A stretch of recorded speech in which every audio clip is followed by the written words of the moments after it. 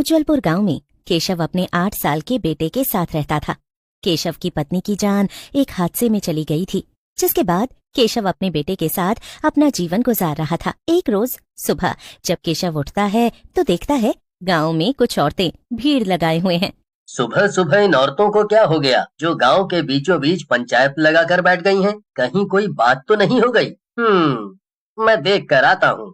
इतना कहकर केशव उन औरतों के बीच पहुंचता है तो वो देखता है एक लड़की उन औरतों के बीच बैठी होती है, जो दिखने में काफी सुंदर थी और वो औरतों को अपनी बातें बताकर रो रही थी। कोई बात नहीं, जिसका कोई नहीं होता उसका ऊपर वाला होता है। तू चिंता न कर, तू इस गांव में जब तक चाहे तब तक रह सकती है। हाँ हाँ बेटिया, तू चिंता न कर, ये गांव और गांव के लोग सब अच्छे हैं, तुझे किसी चीज की दिक्कत नहीं होगी। और रोना बंद कर, इतने सुंदर चेहरे पर जरा देख तो, इन आंसुओं को जरा भी अच्छे नहीं लग रहे हैं। फुलवा काकी की बात सुनकर वो लड़की मुस्कुरा देती है। जब वो मुस्कुराती है तो केशव बस उसकी तरफ देखता ही रह जाता है। तभी केशव की पड़ोसन उसे टोकते हुए कहती है, अरे ओ केशव, औरतों के बीच तू क्या करने आया है? तुझे औरतों की बातें सुनने में बड़ा मजा आ रहा है।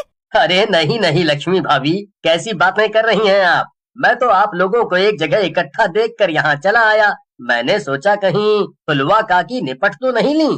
हाँ हाँ, क्यों नहीं, तुझे तो हर वक्त मेरे मरने का ही ख्याल आता रहता है। अरे मरे मेरे दुश्मन, अभी मेरी उम्र ही क्या है? हाँ, अभी तो मैं बस 70 साल की हुई हूँ। हाँ हाँ, आप तो पूरे गांव को मार कर ही मरेंगी। फुलवा की बातें सुनकर सब हंसने लगते हैं और वो लड़की भी मुस्कुरा देती है। अब केशव अपनी पड़ोसन से उस लड़की के बारे में पूछता है। कोई दिक्कत नहीं है, बस इसका पति इसे मारता पीटता था और ये बेचारी कमाने खाने के लिए सोशल मीडिया पर रील्स बनाती थी। इस वजह से कल रात इसके पति ने इसे मारकर घर से निकाल दिया। क्या रील? अरे बाप रे! केशव को वो अनजान लड़की काफी पसंद आती है। वो लड़की भी केशव को ही देख रही थी। अब उस लड़की को गांव वाले अपने गांव में रहने की जगह देते हैं। ऐसे ही कुछ दिन बीत जाते हैं और पूरे गांव में उस लड़की की बनाई हुई रील्स काफी फेमस हो रही थी। एक रोज देर रात को केशव और अजय दोनों गांव के कुएं के किनारे बैठकर जाम लगा रहे होते हैं।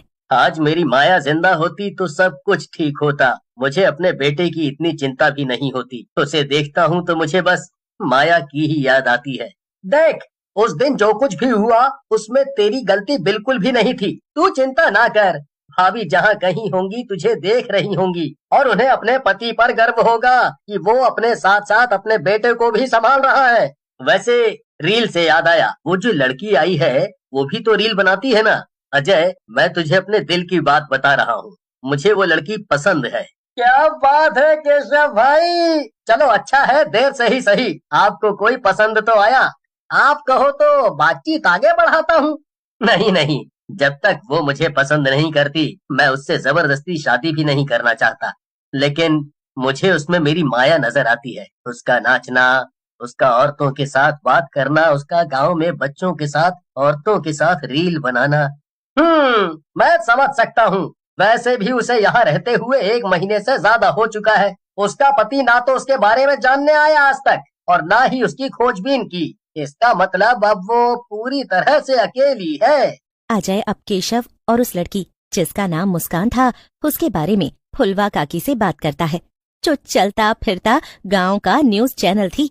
और जब फुलवा को केशव के मन की बात पता चलती है तो वो बात फुलवा काकी सारे गांव को बता देती है और गांव की कुछ औरतें भी इस बात से सहमत होती हैं कि दोनों की शादी कर दी जाए और देखते ही देखते दोनों की शादी भी हो जाती है। मुझे आपसे ये पूछना था कि आपको मेरा नाचना, गाना, रील बनाना पसंद तो है ना? अगर आपको अच्छा नहीं लगता तो मैं ये सब छोड़ दूंगी, सिर्फ आपके लिए। पहले तो मुझे लगा था कि मैं तुम्हें ये सब करने से रोक दूं, लेकिन जब तुम मेरे लिए सब कुछ छोड़ने के लिए तैयार हो तो मेरा मन भी यही कह रहा है कि नहीं, तुम्हारा जो दिल चाहे करो, लेकिन अपने घर और गांव की औरतों के बीच कहीं बाहर मत। मुस्कान और केशव की शादी हो चुकी थी। मुस्कान अब भी रील बनाना नहीं छोड़ती है। वो गांव की औरतों के साथ एक रोज रील बना रही होती है। अरे मुस्कान, सुन, मुझे ना वो वाला गाना बहुत पसंद है। मेरा दिल जिस दिल पे फिदा है वो दिल रुबा है, एक दिल रुबा है। और मुझे तो ये वाला गाना बहुत अच्छा लगता है, गुलाबी आंखें जो तेरी देखी, दीवाना ये दिल हो गया। ठीक है, हम इन दोनों गानों पर पहले रील बना लेते हैं, उसके बाद अपलोड करेंगे। और देखना, इस बार तो मिलियन में व्यूज आकर ही रहेंगे। लक्ष्मी और मुस्कान अधिकतर समय एक साथ रहते और रील्स बना बनाकर अपने सोशल मीडिया अकाउंट पर डाल रहे थे। कुछ दिनों बाद ही मुस्कान को उन रील्स से पैसे भी मिलने लगते हैं, जिससे वो गांव के लोगों की मदद करती है। मुझे बहुत अच्छा लग रहा है कि तू सोशल मीडिया पर खुद की वीडियो, हमारी वीडियो डालकर जो कुछ पैसा कमाती है उससे अपना घर तो चलाती ही है, साथ में हमारे घर की जरूरतों को और बाकी गांव के लोगों की जरूरतों को भी पूरा कर रही है। गांव में सब कुछ अच्छा चल रहा था। एक रोज देर रात गांव की एक औरत मुस्कान के साथ रील बनाकर घर जाती है, लेकिन वो अगली सुबह का सूरज नहीं देख पाती। हाँ, ये तो बड़े अफसोस की बात है। कल रात मैंने इसे मुस्कान के साथ नाचते गाते देखा था और अचानक इसे क्या हो गया? ये तो मुझे भी नहीं पता कि इसे अचानक क्या हो गया। मेरे साथ नाचती गाती और रील बनाती थी, देखो आज इसके साथ क्या हो गया है। उस औरत के मरने के बाद ही अब गांव में हर रोज कोई न कोई मरने लगा था। किसी को कुछ भी समझ नहीं आ रहा था कि आखिर ये सब मौतें कैसे और क्यों हो रही हैं। जहां एक तरफ पूरा गांव खुशी खुशी अपना जीवन व्यतीत कर रहा था, वहीं अचानक से गांव के लोगों के बीच दहशत फैल जाती है। ऐसे ही समय बीत रहा था और लगभग 2-4 दिनों तक गांव में किसी तरह की हलचल नहीं होती। कहने का मतलब किसी की मौत नहीं होती।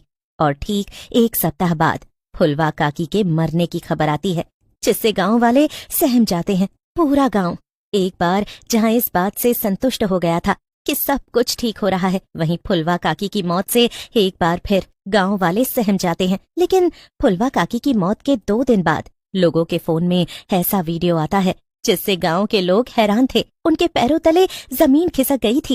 अरे बाप रे, चिंटू के पापा, ये सब क्या है? मुस्कान के इंस्टाग्राम आईडी पर ये सब वीडियो किसने डाली है? तभी लक्ष्मी के यहाँ गांव के और लोग आते हैं और वो भी लक्ष्मी को और उसके परिवार को वही वीडियो दिखाते हैं, जिसे देखने के बाद सारा गांव केशव और मुस्कान के घर के बाहर था। और जब केशव घर के बाहर आता है तो वो गांव के लोगों को इकट्ठा देख और उनके चेहरे पर गुस्सा देख कुछ समझ नहीं पाता। मुझे ये तो बिल्कुल भी नहीं पता था कि ऐसा कुछ है। केशव, अगर तुझे ये सब पता था तो तूने हम लोगों को बताया क्यों नहीं? इतनी रात गई यहाँ इकट्ठा होकर इतने गुस्से में हमारे घर के बाहर हमसे ऐसी बातें कर रहे हैं जो मुझे तो बिल्कुल समझ नहीं आ रहा। मुझे कोई समझाएगा यहाँ क्या हो रहा है? केशव गांव वालों से ये कह ही रहा था कि तभी माया, जो कि असल में इंसान नहीं बल्कि चुड़ैल थी, वो अपने असली रूप में आ जाती है और जोर जोर से हंसने लगती है। इसका मतलब है गांव वालों को मेरी असलियत का पता चल ही गया। चलो अच्छा है, देर से ही सही, लेकिन तुम लोगों को मेरे बारे में पता तो चला। तभी अजय केशव को रील दिखाता है जिसमें माया चुड़ैल का रूप धारण करके गांव के लोगों के साथ पहले रील बनाती है और उसके बाद उन्हें मार डालती है। और ये सारी वीडियो केशव के बेटे गोलू ने अपलोड की थी। मैं यहाँ तुमसे और गांव के लोगों से अपना बदला लेने आई हूँ। अब तक तो मैंने गांव के आधे लोगों को मार दिया है और मेरा मकसद तुम्हें भी मारना है। उस दिन जब मैं रील बनाते हुए पानी में गिर पड़ी थी और डूबने लगी थी तो तुमने मुझे बचाया भी नहीं और मेरी डूबकर मौत हो गई। हाँ, मैं माया हूँ। तुमसे शादी करना, गांव में आना और लोगों का विश्वास जीतना, ये सब मेरा ढोंग था ताकि मैं लोगों के दिल में अपनी जगह बना सकूं और उन्हें मारकर अपना बदला पूरा कर सकूं। केशव फूट फूट कर रोने लगता है और केशव का बेटा केशव को गले लगा लेता है। तभी बाप बेटे को रोता हुआ देखकर चुड़ैल की आंखों में आंसू आ जाते हैं और ममता के ये आंसू उसके शरीर को जलाकर भस्म करने लगते हैं। चुड़ैल ये कहते कहते मुक्ति पा चुकी थी, लेकिन केशव गांव के लोगों से माफी मांगकर अपने बेटे के साथ गांव छोड़कर चला जाता है, क्योंकि अब वो गांव में किसी से भी नजरें नहीं मिला पा रहा था।